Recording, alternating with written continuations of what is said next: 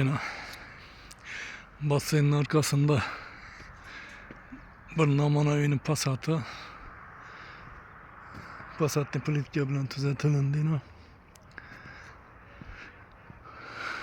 Bellerim ders getirip etken Passat'lar kopup düşüp yine işte terizde yine bitiyatar.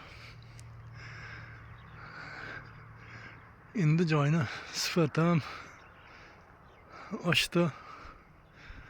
Joyunu görünüşüm hammasi acayip oldu yine. Yine şimdi hizmetle kime gerek bulsa bir manal müracaat edin.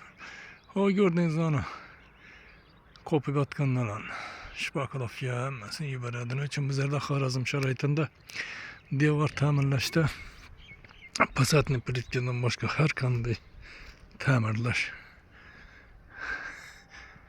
100% bo'lmaydi. Mana